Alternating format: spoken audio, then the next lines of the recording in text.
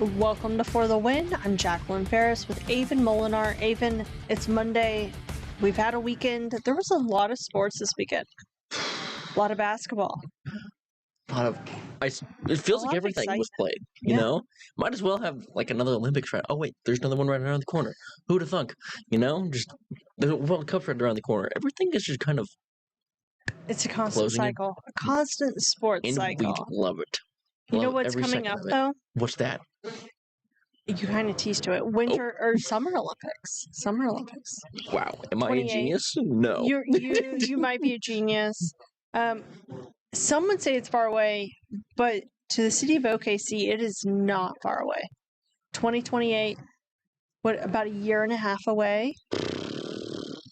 Something like or that. Or more, a little more. I can't do math. I can't either. That's some hard math. But there's a deadline coming up in the city of OKC, LA 28. Everyone wants you to know about it. And so, pre-registration for the Olympic ticket draw closes in less than a month, which is kind of crazy. We've been talking about it, it feels like forever. But if you have been dreaming of watching Olympic action in person, do not miss out because everyone, I'm telling everyone needs to do it. Shouting it from the mountaintops? Yes, because you need to go to la28.org to register for your free chance to purchase tickets, because I just don't think people realize the opportunity this is. And why wouldn't you just do it? Because it's free to register for the opportunity to buy tickets. And also, there's no advantage to signing up today versus next week, but you do need to get your registration in before March 18th. The ticket draw is only for Oklahomans with zip codes in Oklahoma, Canadian, or Cleveland counties. And so it's such a great opportunity. I know it's far away, but now is the time to register to be able to participate in the in-person excitement. I mean, get a chance to be part of history. I mean, seriously. Speaking, I feel like people take that for granted. It's like, oh, it only happens every 4 years. But not in Oklahoma City. Exactly. Jacqueline, you're going to be a part of it, right? What? I mean, you're going to be a part of it, right? I cannot wait. Definitely softball all the way. Cannot wait to go. But I also, if I'm being honest, I also want to go to LA for some of those games. Should I be able to plan a vacation? I think you should. I don't see why not. What would you go see? If you could go, tell me. Like in total or for Oklahoma City? You know, I'm gonna be kind and say in total, because softball and the river sport activities are not for everyone. And the Olympics encompasses so many sporting events. If you could pick one. 100 free swimming, and the 100-meter dashes. Big fan of those. So track and field and swim. Track and field, yes. Those are just classic. Those are, yeah, exactly. But those were like everything, watching, Michael Phelps or Ryan Lochte or anyone else. Usain Bolt was a big person in our family. Tyson Gay, just to name a few sprinters and swimmers. People that we watched in that household.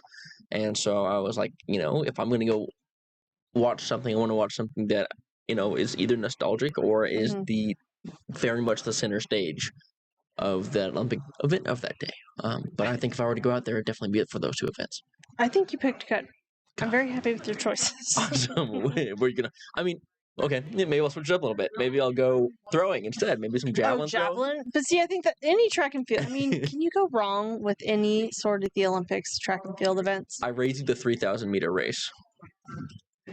That'd be no, thank you.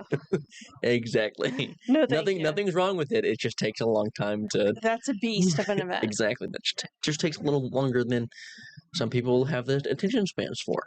To be honest with you. Well, I wasn't going to call you out or me out because I have the same attention span. But yes, we're not the demographic for that. No, but some people are. But I'm gonna definitely get my wish in for softball tickets, as well as LA flag football. I forgot about flag football. Flag football. I might have to change my answer. I mean, this is the first time, so I want to be there for I think those tickets are going to be hot to get. For sure. Oh, for sure. If they're not, I'll be really disappointed in everyone. In everyone. To be honest with you. Like sitting on that, not realizing how great that's going to be. But speaking of NFL, because, a lot of our favorite NFL athletes are going to be participating in the flag football event for the Olympics. But little trades have been going on. It's been a busy morning. Combine just ended, so we loved that last week. All the jumping, sprinting, I don't know, it's like the ultimate presidential fitness Jenny test. Dunker, just being an absolute menace. Yeah. But yeah, I think really quickly here, I'm going to just kind of go over some things that happened this morning that I found interesting, and I think we all did. So, Texans are in this weird kind of triangle of trading, not necessarily a full triangle, but they gave up one of their offensive linemen for a stud of a running back in David Montgomery. And then before that happened, they also gave up another one of their O-linemen, Tytus Howard, to the Browns. Tytus Howard is just now ending his contract. He's getting a 3-year extension on top of $63 million. That's a lot of money. That's a lot of money. Yeah, an extension on top of $1 billion. Yeah. And so the Browns are trying to revamp themselves. But the thing is, the Texans need an O-line. Yeah. That's 2 O-linemen they give away. Yeah, so what are they going to do? I guess they're going to draft. There's some really good people that I would love to see, like the Georgia O-lineman. His name's like Morgan Freeland or something like that. He's about 6'7", 320 pounds.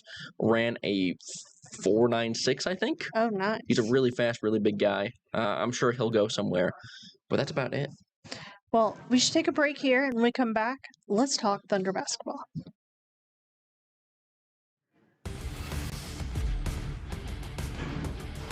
Welcome back to For the Win. I'm Jacqueline Ferris with Avon Molinar. Avon. Yeah. We're to our Thunder section of the show, but I'd like to start with a little pre-accolades for Shea, if you'd be up for it. So game. Okay. Always game. What do you got for us? So, got some good news. I don't know why it took forever, but I was like, what am I doing? I was like, I know exactly what I want to say. Why am I hesitating? Because it's such a big deal. It is a big deal. Shai Gilgeous-Alexander, SGA, is about 3 games away from breaking Wilt Chamberlain's 126 20-plus point game streak. That's awesome. That's a lot of words. He already has the longest for road games this season.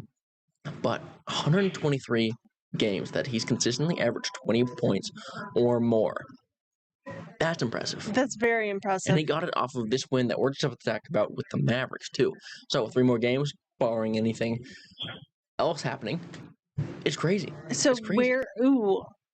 I know you don't know the answer, but man, would it be cool if he could make that 3rd game in OKC? Oh, yeah. I mean, that would be tremendous because they'll probably raise a banner or something like that. Oh, yeah, might as well retire his jersey right now, then. Future Thunder Hall of Famer. I don't even consider this getting the cart before the horse. Oh, no. Why would we? Why would we? No. But let's talk about them winning last night because they won handedly. Sorry, Dallas Mavericks. What can you do? But they came to OKC and, got the door shut on their face. 187. The final score of that game.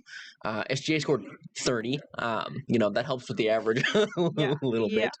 Chet had 19 with 9 rebounds. That's your guy right there, Jacqueline. You love us some Chet Holmgren. 59 consecutive road games. That's how many times he's scored at least an average of 20 points. 59 consecutive which is the road games. Longest in NBA history. That's pretty impressive. I think that deserves a round of applause, don't you? Oh, definitely. What do you got? Thunder are 47-15, and they are half a game behind Detroit for that all-time NBA lead, which is kind of a weird stat. But they also have a 3-game lead in the West over places like San Antonio. Now, the Mavs were without Cooper Flag, but that didn't really matter. We don't care who's playing as long as we go through them. Let's see. The Thunder will be at Chicago on Tuesday night, which I'm not entirely sure how that game is going to go. I feel like it'll be a toss-up, honestly. I think I think we got this in the bag. Definitely we'll preview that tomorrow. But I just thought it was amazing that, we're so close to witnessing NBA history once again. And hopefully it's not just SGA breaking Wilt Chamberlain's record. Just saying. What do you think? What do you mean? I'm saying that, SGA, this record break that he's getting ready to do, 20 points for the games, I don't think that's the only record we're going to be breaking. So I'm just saying, I think we see... Wait, now what do you have in mind now? I'm so curious. I'm just saying, as a franchise, okay. I think the momentum's going to keep going. I thought you meant like someone else's personal record. Like, whoa, honestly, if I knew the stat facts book for the NBA, I feel like I could open it and pick a page, and there would be something that OKC could topple. Do you think we'll have T-shirts for him ready to go? It's like 126 or 127, depending on. I think it's cool, and I'm just really excited about this momentum because we are a big league city, and I think people keep doubting it a little bit that live here, like, it's just, you don't feel how awesome it is. That's fair. That's fair. They should, because we don't get out of this microcosm that often. No, we don't. But I think people should just take a step back and see how great it is, especially OKC leading the charge. Let's take a break here, and when we come back, college basketball.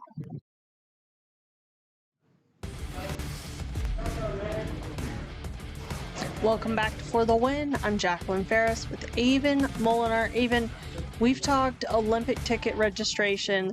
Definitely the Oklahoma City Thunder. SGA headed to a record break deal for himself. And really, just all things are great here in OKC. They really are. I mean, we should have no complaints. No complaints. I'm a little nervous because I have not checked the score, and so I don't know if this is going to be a bump in the good vibes. But let's talk college basketball. Do I dare? You dare, because Jacqueline, for what feels like the first time in forever. I'm honestly nervous. I don't know what you're going to say. The Sooners won a game. Oh my gosh. They beat LSU over the weekend. Oh man, that's so awesome. Well done, Porter and your guys. Oh, that's awesome. And LSU at that. Yeah, they beat LSU. And LSU apparently hasn't been phenomenal this season. Hey, you know what? I don't even care. They're a very equally matched game. The trio that is Nigel Pack, Xavier Brown, and Dayton Forsyth accounted for 17 field goals, 54 points that led Oklahoma to a win. 83-67. Oh, it was a road win. Sorry, I don't know why I didn't say it was a road win. Which it was OU's largest victory margin in an SEC road game in 2 years. That's crazy. That is crazy. The Sooners are positive now. Overall, they're 15-4, but they are 5-11 in the SEC, whereas LSU is 15-14 also, but they're 3-13 in the SEC. Yes. The Sooners outshot the Tigers 47-35 from the field percent, and from the three-point range, 38% to 26. Completely different margin of error. I know. That's right. They really just want to get the ball rolling, I guess. Yeah. For lack of a better words, I guess, realistically speaking. It was good. It was good to see the boys have a win. They're likely not going to make the tournament. It's okay. It's okay. When do they play again? When do Sooner men play again? The next time they play again is they return to Norman for a regular season home finale tomorrow against Missouri. And what do you have for Sooner ladies? For Sooner ladies, recap here. Reagan Beers 23 points, 9 rebounds. Leo Chavez had 18, and they beat Missouri 84-78. Nice. Really good win. Peyton Verhulst had 16 and a season best 12 rebounds for the Sooners. The ladies are 23-6 and 11-5 in the SEC. And so, how are they looking for tournament play? Oh, they should be fine. They'll be the number 5 seed in the SEC tournament when they go down to Greenville, South Carolina. Okay. They play Thursday. Okay. So this is some up and up. I like this. We're having a good show so far. All good news. All good news. especially when we get into our last segment. There's going to be a little hitch there, but everything else is going to be A-okay. But you can't have chaos without peace, right? Or peace without chaos. Something says we're going to be loyal and true in our next segment. Is that what you're saying? No, we'll be both. We will both. Okay. For sure. Come on. I got to play both sides of the coin here. I'm wearing green. You are, and I'm like, I don't know what franchise that is for. It's not for anyone. It's a very neutral color in this regard. Green Mondays. But just real quick, Oklahoma State beat women's beat Kansas 70-56 Saturday afternoon. That there was a really good play. We'll probably see them in the tournament also. In fact, I believe that they will. Yeah, they're going to the Big 12 Championship, which runs between March 4th and the 8th. So we'll definitely cover that when we get there for sure. Should we take a break? I think we're going to have to. Okay, let's take a quick break, and when we come back, a little more college basketball.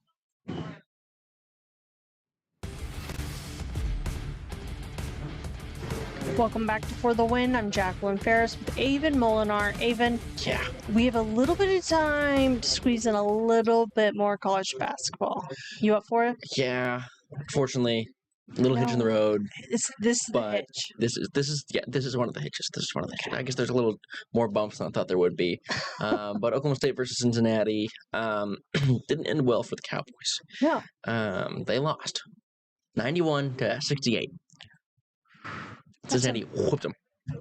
Whooped. Day Thomas matched a career best with 7 3-pointers and scored 26 points, which is a season high for him. Cowboys shot okay. Victorious Miller scored 15. I feel like he's been averaging around that. They've lost 6 of their 7 games, though. So, not good. They're 17-12. Go ahead. Something tells me they're ready for the season to just be done. Hey, we can't even tie a bow on it. It's true. Let's just wrap up the box. Feels like it's better than last season. But yes, I agree. The Cowboys are 5-11 in the Big 12. Because they're not going dancing. I don't think so. No. Unless they miracles get really lucky. I mean, they play UCF on Tuesday at 6 p.m. So maybe they can inch their way more into the bubble, but I highly doubt it. Looking not likely in that scenario, but some scenarios are looking real good for OU and OSU. Baseball? Yeah, let's head to the Diamond, shall we? Spring ball. What more could people want? I mean, Diamond Sports, spring in the air, birds chirping. Lots of dubs. Yeah. Winning. Look at this weekend series breakdown. All right, I'm going to start with OU real quick. They played Gonzaga over the weekend. Run rule after loss. I don't really know where that one came from, but maybe they're just like, we got it. Things don't always go well all the time. No, it's okay. That's okay. February 27th, the Sooners won 14-4. On the 28th, they won 11-1. And then March 1st, they just decided maybe they wanted to take a break and lost 1-7. Then OSU also played Sam Houston this weekend. On the 27th, they won 5-1. And the 28th, they won 20-0 over the span of 4 innings. It was ridiculous. Which is crazy. And then on March 1st, they won 1-0. So yesterday, yes.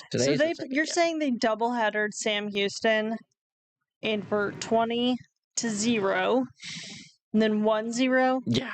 That's awesome. It's very similar to the way that OU's kind of looked. It was we won by 11 or we won by 10. But 20-0 and then next day 1-0. Yeah, no, it's a completely different. Something defensively changed overnight. But yeah, no, it was just bang, within the first couple innings, they scored early, nothing happened. Then by inning 5, there was a